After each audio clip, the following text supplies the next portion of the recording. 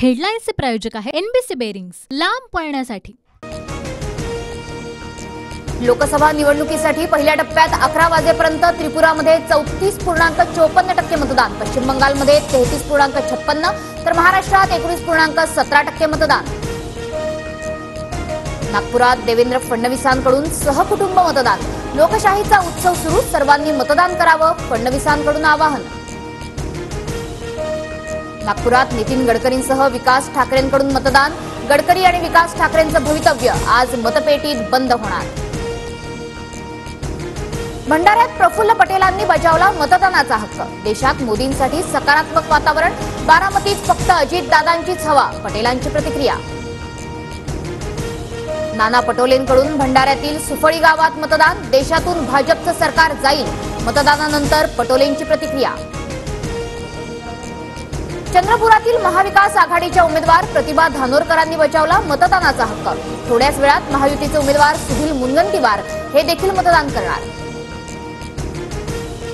रामटेकमध्ये महायुतीचे उमेदवार राजू पारवेंकडून उमरेडमध्ये मतदान, काँग्रेसमधून शिंदे गटात आलेल्या पारवेंची प्रतिष्ठा पणाला। अभिनेता रजनीकांत यांनी बजावला मतदानाचा हक्क, तर चेन्नईमध्ये कमल हसन यांच्याकडून मतदान।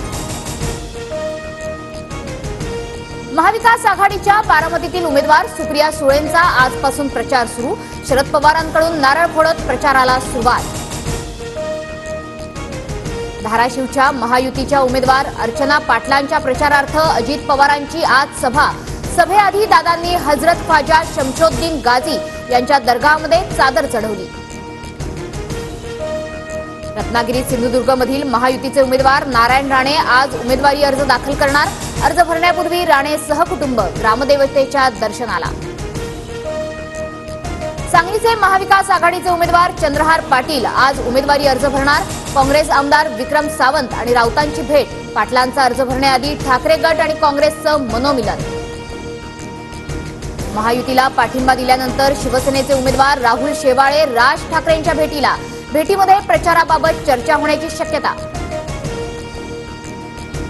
अजित पवारांच्या वक्तव्याची निवडणूक आयोगाकडून दखल, चौकशीचा आदेश, हवा तो निधी देतो, आमच्यासाठी कचा पट्ट दावा, दादांनी केलं होतं वक्तव्य।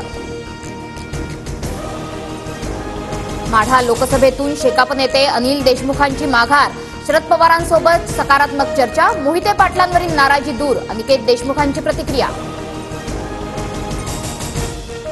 हेडलाईन्सचे प्रायोजक आहे एनबीसी बेरिंग्स, लांब पळण्यासाठी।